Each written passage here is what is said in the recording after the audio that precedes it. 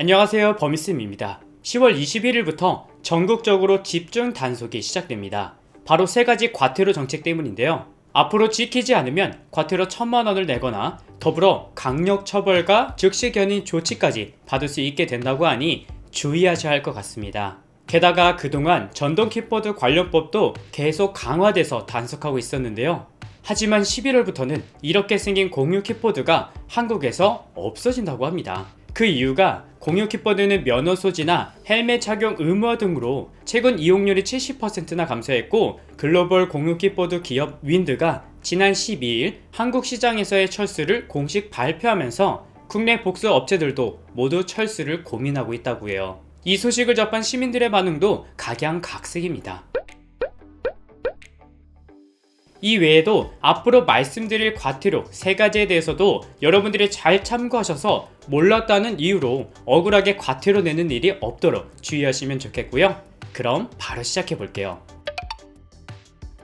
첫째, 불법 주정차 처벌이 강화됩니다. 여러분들이 운전을 하거나 또는 길을 걷다 보면 이런 현수막을 모두 보셨을 거예요. 바로 5월부터 어린이 보호구역에서 주정차 위반 시 과태료를 3배 부과한다는 현수막인데요. 하지만 10월 21일부터 법이 더 강화됩니다. 오늘부터 스쿨존 내에 있는 모든 도로에서 주차나 정차가 금지되기 때문에 도로변에 황색 실선이 없더라도 스쿨존이면 모든 주정차는 단속 대상이 되고요. 무관용 원칙을 적용해서 승용차는 12만원, 승합차는 13만원의 과태료 부과와 즉시 견인까지 한다고 합니다. 또 24시간 무인 단속 카메라를 확대 설치해서 어린이 보호구역 내 모든 노상 주차장도 폐지할 계획이라고 하는데요.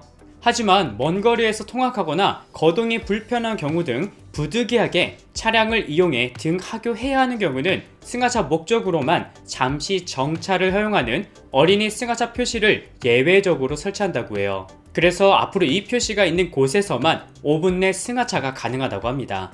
근데 오늘도 저희 집 근처 학교를 지나갔는데 여전히 대놓고 차를 세워놓는 분들이 많았습니다. 모두 비상등을 켜놓고 세워놓는 모습을 발견할 수 있었는데요.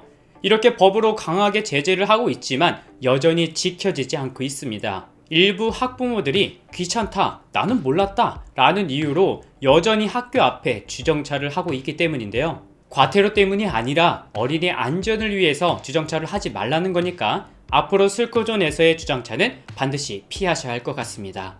둘째, 오늘부터 경비원 갑질 근절법이 새로 시행됩니다. 최근에야 집중 조명을 받아서 많이 개선되었다지만 여전히 입주민들의 차를 대신 주차하고 택배를 분류해 문 앞까지 배달하거나 심지어 손수레로 이삿짐까지 직접 나르는 경우가 많다고 해요. 하지만 오늘부터 갑질 근절법이 새로 시행돼서 더 이상 아파트 경비원에게 허드렛 일을 시킬 수 없게 됩니다. 만약 이를 위반하면 과태료 1,000만원을 부과하고 문제 발생 시 해당 아파트에 경비업 허가가 취소되는 등 불이익을 받게 되는데요.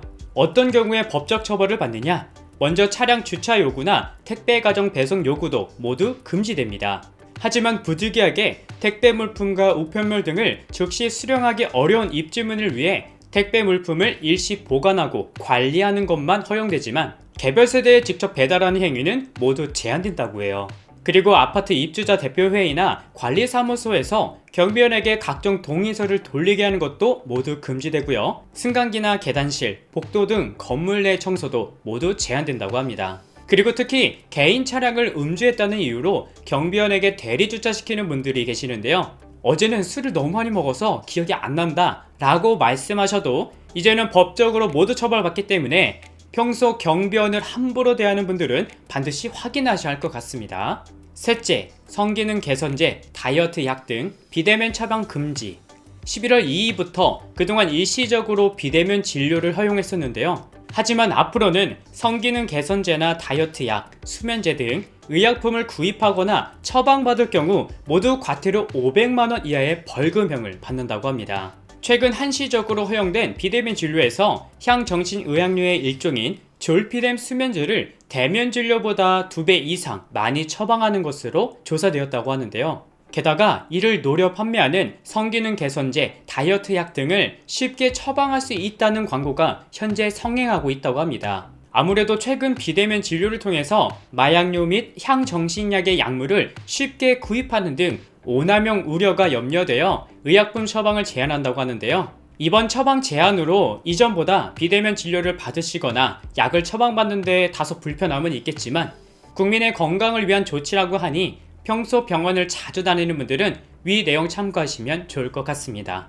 오늘은 이렇게 10월 21일부터 집중 단속하는 3가지 과태료 정책에 대해 말씀드렸는데요. 이미 알고 계신 분들도 계시고 전혀 모르고 있던 분들도 계실 거예요. 하지만 오늘부터 전국적으로 집중 단속한다고 하니까 위 내용 잘 참고하셔서 억울하게 과태료 내는 일은 없으시길 바랍니다.